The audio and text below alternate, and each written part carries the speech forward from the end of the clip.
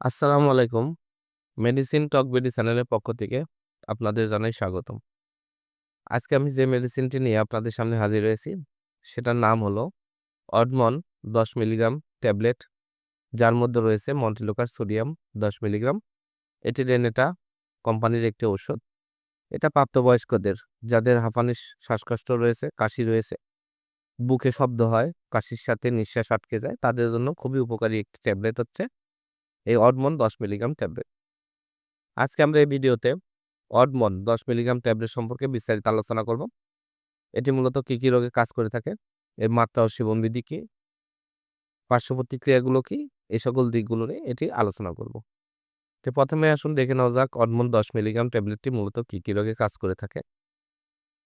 এটি সাধারণত অ্যাজমার আক্রমণ প্রতিরোধে এবং অ্যাজমার ক্রনিক চিকিৎসায় কাজ করে থাকে।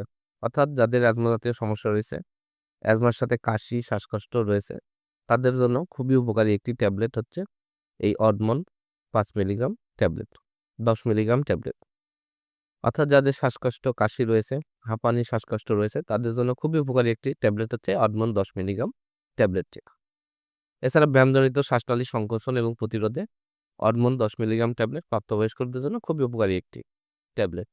এছাড়া অ্যালার্জিক রাইনাইটিসের উপসর্গ নিরাময়, মৌসুমি অ্যালার্জিক রাইনাইটিস এবং পেরিনাল অ্যালার্জিক রাইনাইটিস রোধে অডমন ১০ মিলিগ্রাম ট্যাবলেটটি প্রাপ্তবয়স্কদের জন্য, যাদের বয়স ১৫ বছরের ঊর্ধ্বে, তাদের জন্য খুবই উপকারী একটি মেডিসিন এই অডমন ১০ মিলিগ্রাম।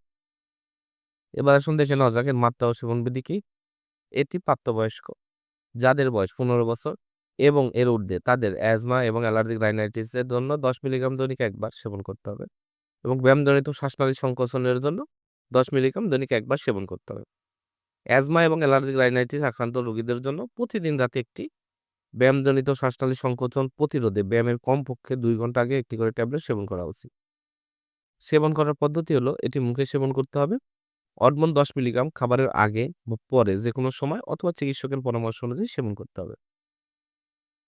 এবার আসুন দেখে নেওয়া যাক এর পার্শ্ব প্রতিক্রিয়া কি। এর পার্শ্ব প্রতিক্রিয়া হলো সাধারণ পার্শ্ব প্রতিক্রিয়ার মধ্যে রয়েছে ডায়রিয়া, জ্বর, পরিপাকতন্ত্রের অস্বস্তি, মাথা ব্যথা, বমি ভাব, বমি, ত্বকের বিরূপ প্রতিক্রিয়া, ঊর্ধ্ব শ্বাসতন্ত্রের সংক্রমণ, এ ধরনের কিছু অস্বাভাবিক পার্শ্ব প্রতিক্রিয়া দেখা যায়।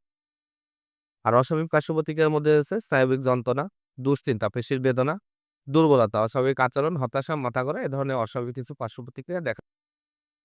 অডমন ১০ মিলিগ্রাম ট্যাবলেট গর্ভাবস্থায় এবং স্তন্যদানকালে অবশ্যই সেবন করা যাবে, তবে ডাক্তারের পরামর্শ অনুযায়ী সেবন করাই উচিত। গর্ভাবস্থায় যে কোনো মায়েদের সর্দি, কাশি, ঠান্ডা লাগা এবং শ্বাসকষ্টের জন্য অডমন ১০ মিলিগ্রাম ট্যাবলেটটি ব্যবহার করা যায়।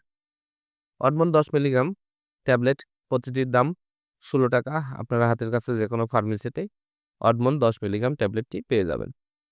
ধন্যবাদ আমার ভিডিওটি দেখার জন্য। পরবর্তী ভিডিও পেতে আমার চ্যানেলটিকে সাবস্ক্রাইব করুন এবং পাশে থাকা বেল আইকনটিকে প্রেস করুন।